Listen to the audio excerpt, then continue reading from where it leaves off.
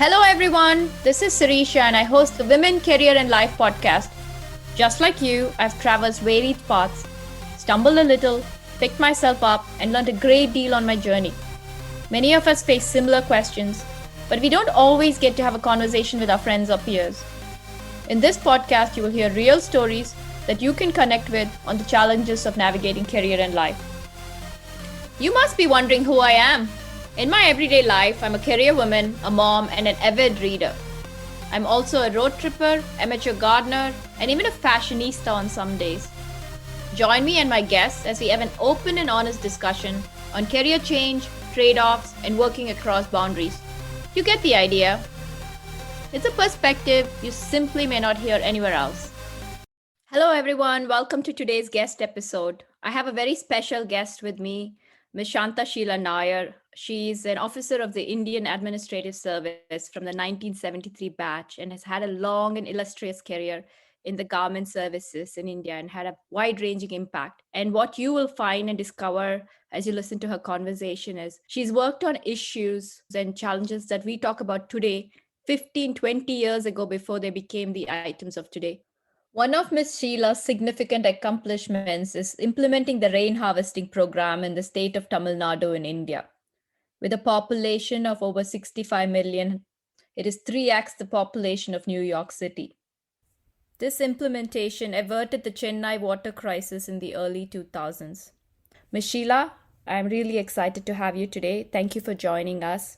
To start off, can you give us a background of some of the work you did as in your administrative services for the last many years?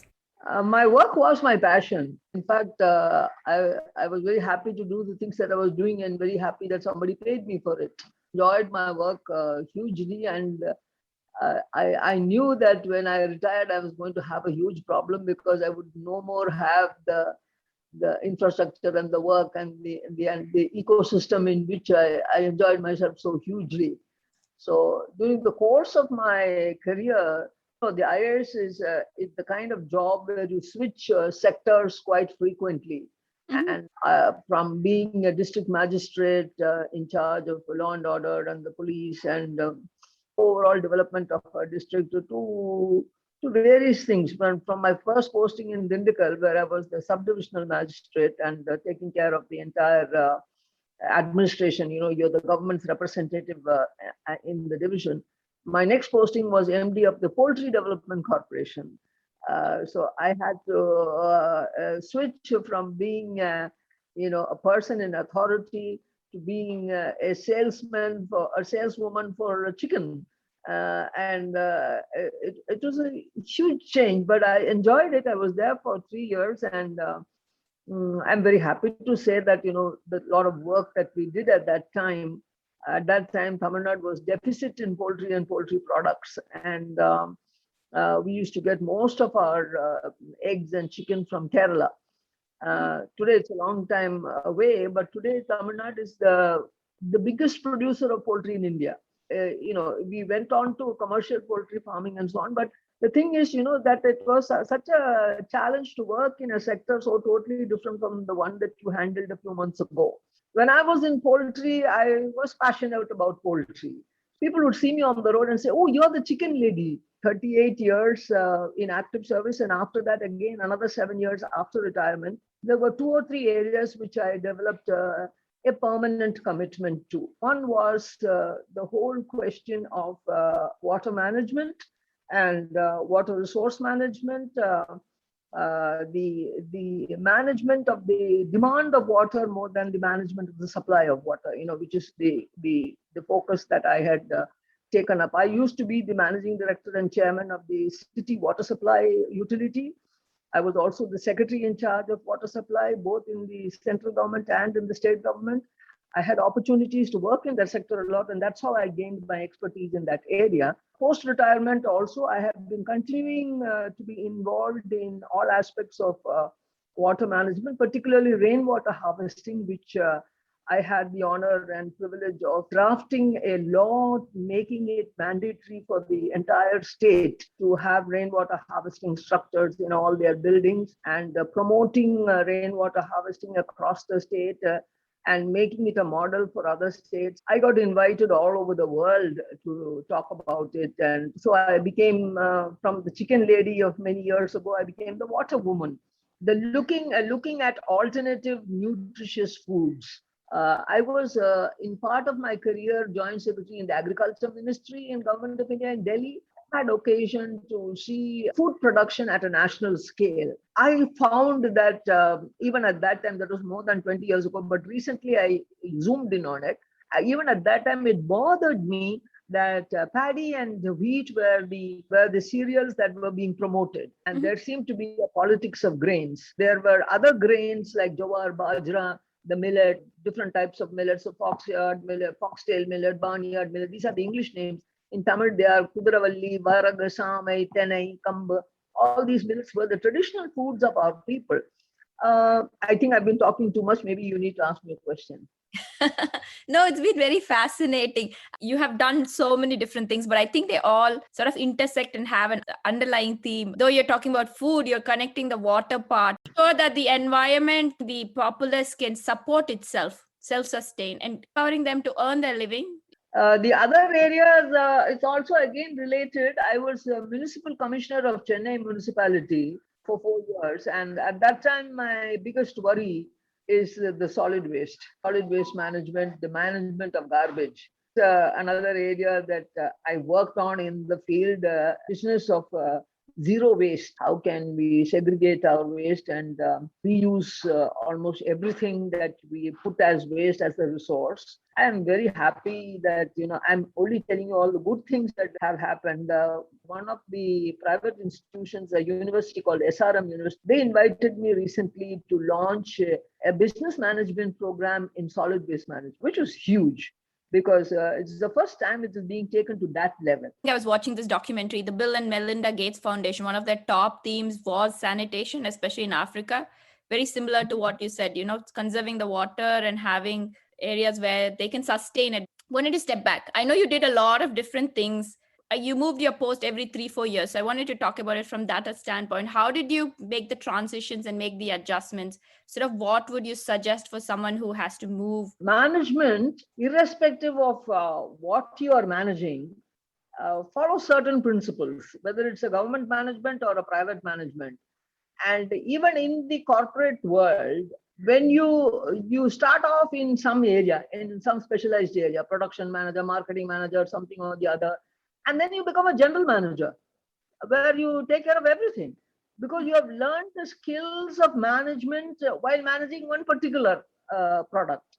And and if you're good at it, you can manage a variety of products all together at the same time. And then you become a CEO, and then you manage the whole company, including the accounts and everything, and you're right on top there. This is a skill which you acquire by doing whatever job you're doing well. A competence that you get in delivering the goods, making sure that you are the best person on the job. Then you can be the best person on the job, irrespective of what the job is. You could be the president of the United States, you could be the chief of NASA, you will still do a good job, irrespective of whether you are in the IAS or in some other area. A general management, a management of affairs of a variety of sectors, and ultimately you want to become the CEO, you want to become the head of the government, whatever, you have to manage several sectors. When you're switching jobs, and that was your question to me, if you're switching jobs from one place to another, how do you manage? You manage because the skills of management, irrespective of what the sector is, are the same, and you improve as you go along. You manage different sectors, you learn different skills. There will be sector specific requirements which you pick up very quickly, because once you are a blotting paper taking in these things, and you have been used to being on a blotting paper taking in these things wherever you go, within 2 to 3 months, your antennas are so well tuned, you pick up very quickly, because you are in a responsible position, you are in a managerial position, people are looking up to you. You can't let them down, you can't let yourself down, you can't let your bosses down. So, you just perform. That's all. If you have the basic skills, you will get there and you will do well. Yeah, I think that's really good advice, right? Doing the best that you can and absorption and learning, and that really makes a lot of this sense. And the other part is maybe touches on the same skills or maybe a little bit different. So I know you worked in senior government. You probably met people with different viewpoints, political, strategic, whatever. So how do you communicate and converse and get them sometimes to see the vision that needs to be seen and building those relationships?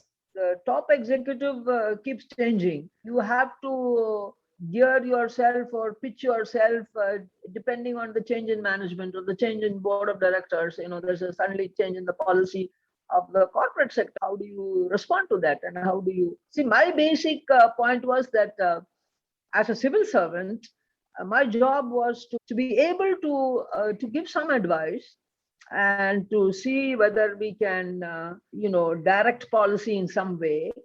But the political boss was my boss, and I accepted that as my boss.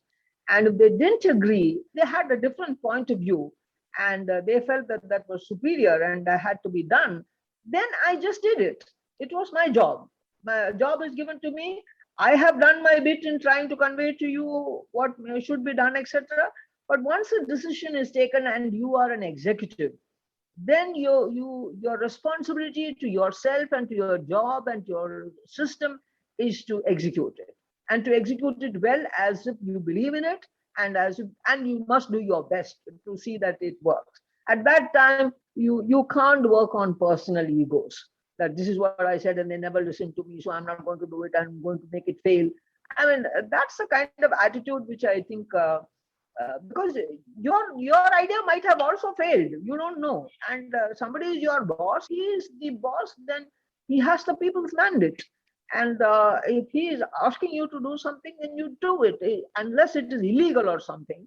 To be a good leader, you have to learn to demand respect and also to accept responsibility, because that is what is to be done and has to be done. It should be done with all sincerity of purpose, and that makes you a more valuable team player. Your bosses also see that, saying, who can be relied on. You would do that with your own subordinates. You may you think of yourself in that position, that you tell your subordinates, somebody working with you, and she or he says, no, I don't agree with you. No, maybe you have a different point of view, but this is what I want, do it. And if he or she doesn't do it, what do you think of him, and what do you think of a person who goes ahead and does what you want him to do? You build up a certain reputation of loyalty, of commitment to a job on hand, and the ability to deliver in spite of your not necessarily approving of it in the first place. So these different personalities you handle that way, because they may have, in fact, I have had to deal with governments who were one government you are serving, and the next government is totally opposed to the previous government. I like what you said, where you said your idea may also have failed. I think that's what we fail to realize, right? We always think our ideas are going to work and that the other person may or may not know what they're talking about, but it's quite possible that your own ideas may not be successful. The point is that your idea may fail and you don't have anybody to answer to, but those people have many people to answer to if your idea fails, and finally it's their decision, and you are a paid servant, you are a paid employee, and you jolly well do what you are expected to do. And that's what you expect from your subordinates, also from people who are working, your junior colleagues, your junior staff. What would you expect them to do?